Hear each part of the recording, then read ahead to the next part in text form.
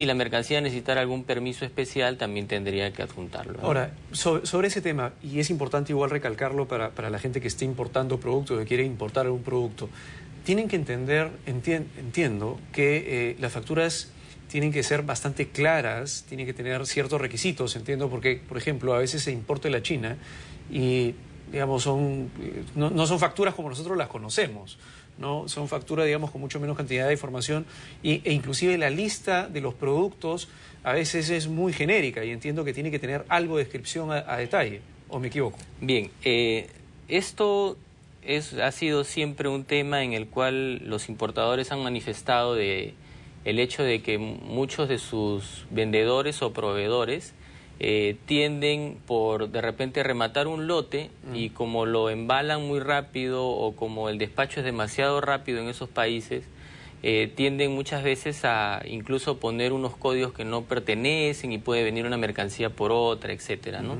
Entonces yo pienso que dentro de la cadena de logística cada uno tiene su responsabilidad. Entonces el tema de facilitación va acompañado con un tema también de veracidad en que cada uno asuma diligentemente qué cosa es lo que está trayendo. Entonces, nosotros vamos a facilitar en tanto sea efectivamente que se compruebe que lo que está trayendo es lo que está declarando. Por ello, se les ha recomendado de que, por favor, a sus proveedores le indiquen de que el packing list o la factura comercial indique claramente qué cosa es lo que les han enviado. Por eso, en un despacho de una travesía en la cual la mercancía viene de China o de Europa, que dura más de 30 días, tienen tiempo suficiente para poder cuadrar y saber qué cosa es lo que realmente le ha enviado su proveedor. Es lo más que pedimos. En los casos extremos de que pues yo sea de repente un importador el cual no puedo de repente cumplir con ello porque es demasiado desorden tiene de repente mi proveedor, hay muchos importadores que todavía optan por la opción de ir a un terminal extraportuario, ¿no? Y hacer un aforo previo antes de presentar la declaración. Eso quiere decir verificar que efectivamente ¿Qué fue lo que llegó antes de presentar la declaración de aduanas, ¿no? De acuerdo. Pero ello, ¿qué implica? Si yo soy un importador que tiene que ir para hacer esos trabajos, pues mis costos definitivamente se van a elevar, ¿no es así? Claro, porque tengo que ingresar a un terminal, tengo que hacer un aforo, voy a hacer un previo en el cual verifico para luego recién presentar la declaración, la cual puede demorar de 5 a 6 días dependiendo del tipo de mercancía. Por eso lo importante es saber con qué tipo de proveedor estoy tratando. Así es, y qué tan formal es. Qué tan diligente es para que me dé la información anticipada. Hoy en día la agilización de procesos solamente se basa en información anticipada con la cual contemos, ¿no? Es así también que los transportistas, a la llegada de la mercancía, ¿qué hacemos? Tenemos que ir a la par el proceso de despacho de la mercancía con el proceso de atención de la carga del transportista. ¿Qué sucede si tú eres muy diligente como importador y presentas tu declaración anticipada, tienes tu levante anticipado, pero de repente el que la carga llegue a puerto y salga y se pueda despachar demora? ¿Por qué? Porque también el transportista tiene formalidades que cumplir ante la administración aduanera. El transportista tiene que transmitir en la vía marítima 48 horas antes la información del manifiesto de carga, o sea, de todos los documentos de transporte para saber qué cosa es lo que trae. Tiene que a la llegada actualmente transmitir la fecha y hora de llegada, el término de la descarga, la nota de tarja de todas las mercancías que van arribando. Pero yo como importador entonces, ¿cómo sé, digamos, qué tan bueno, qué tan diligente, qué tan formal es el transportista que estoy contratando de forma tal que después no tenga problemas? Porque me llegó la mercadería, tengo todo listo, pero el problema es que el transportista no ha cumplido con alguna formalidad y no puedo sacar... En los casos que tenemos estadísticas del despacho anticipado, estamos viendo de que está creciendo, debido a que aquellos que cuando tú ya tienes tu despacho anticipado, tú tienes información en puerto, en los operadores portuarios actualmente, en los cuales te dicen pues de que tu documento de transporte ya llegó. Entonces tú puedes ver en la página web, tanto de la Administración Aduanera, de la SUNAT, como en el caso de los operadores portuarios, si ya arribó la nave, a qué horas arribó la nave, si ya terminó de descargar o no, y los operadores a partir de ahí ya pueden empezar a hacer sus despachos, ¿no? Entonces, si tú ya cuentas con una declaración aduanera con levante autorizado, te puedes apersonar en este caso a los operadores y solicitar que la entrega de tus mercancías, ¿no? Ahora, otro tema que tocaste también, que es importante, es el tema de mercancías restringidas. Así es. Porque a veces también a último momento estar viendo el tema de las autorizaciones podría costar muy caro, porque eso implicaría que la mercadería se quede, digamos, parada durante X cantidad de tiempo, donde tienes que pagar almacenaje, tienes que pagar una serie de costos adicionales que de repente no lo tenías contemplado porque no sabías que era una mercancía restringida. Así es. Me gustaría que nos digas cuáles son, por ejemplo, las principales mercancías restringidas sobre los cuales los importadores deberían estar tomando en consideración. Ok, cuando hablamos de mercancías restringidas estamos hablando de regulaciones del comercio exterior, ¿no? Entonces, ¿qué sucede? Los importadores, si tú le dices regulaciones del comercio exterior, pues lógico dicen, ¿qué es esto, no? Pero mucha gente va al extranjero, se va a Panamá, se va a Estados Unidos o se va a la China, ¿no?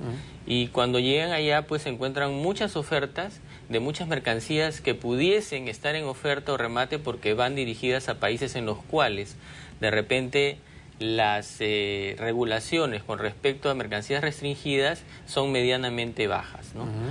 Entonces, o de repente el que viaja desconoce este tema de regulaciones de mercancías prohibidas y restringidas que pueden atentar contra la salud pública o contra el medio ambiente, etcétera, y encuentran muy buenas ofertas y compran. Cuando llegan al Perú y llega su mercancía y es parada en el terminal de almacenamiento porque le falta alguna documentación para su ingreso, inmediatamente pueden pensar, bueno, mi país me está poniendo trabas, mi país no me informó, etcétera, ¿no?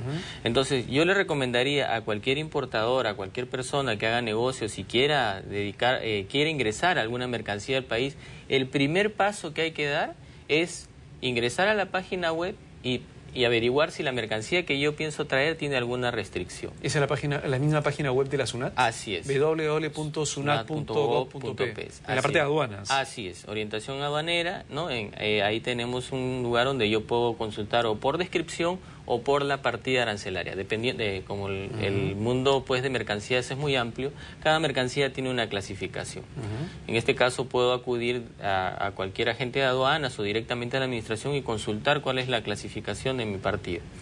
Entonces, en el tema de mercancías restringidas tenemos una gran gama y estas mercancías restringidas como tienden a proteger un bien jurídico, como digamos la salud pública o el medio ambiente, etcétera,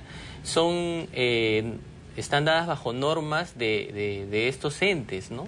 Por ejemplo, el Ministerio de Salud o del Instituto Peruano de Energía y Minas o Transportes y Comunicaciones, ¿no? Sí. Por ejemplo, sin ir muy lejos, si tú quieres traer un mamógrafo o un tomógrafo, ¿no?, de segunda mano, ¿quién se iba a imaginar que de repente eso podría tener una sustancia radioactiva, ¿no? Y está sujeto a que el IPEN le otorgue un permiso, ¿no es así? Y de repente tú viajas y encuentras pues tomógrafos de que están en oferta y muy baratos y quieres poner una clínica y dices, uy, acá estoy haciendo el negocio de mi vida, ¿no? Y te quedas con la mercadería parada ahí porque ahora existe el riesgo de que no tengan el permiso también. Tienen que entender de que también las aduanas en todo el mundo pues son la primera línea de batalla con respecto al ingreso de cualquier mercancía que pueda ocasionar de repente dentro pueda atentar contra la salud pública. Muchas veces vemos el caso de las donaciones o de medicinas que envían, pero si no cuentan a veces con el permiso o el Ministerio de Salud o el ente competente no otorga el pase, pues no es que es aduanas el que no quiere o el que está trabando el proceso, sino que seríamos los responsables de aquello que ingresa y de repente en vez de hacer un bien podría hacer un daño, ¿no?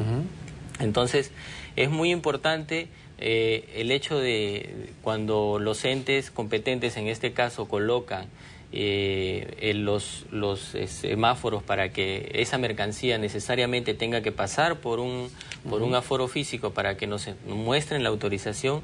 Nosotros somos ejecutores de ello y lo único que tenemos que hacerlo es cumplirlo. Con lo cual, digamos, para cerrar la sugerencia al público es cada vez que importe algo que no sea regular, sino que sea, digamos, un tomógrafo, entiendo, por ejemplo, temas de telecomunicaciones, entiendo temas de refrigeración, que tengan refrigeración, etcétera, pues hablen con su agente de aduanas, en todo caso, que es lo más fácil, y pregunten si esa mercadería no va a tener problemas de ingreso al país para que después no pierdan la inversión que han hecho.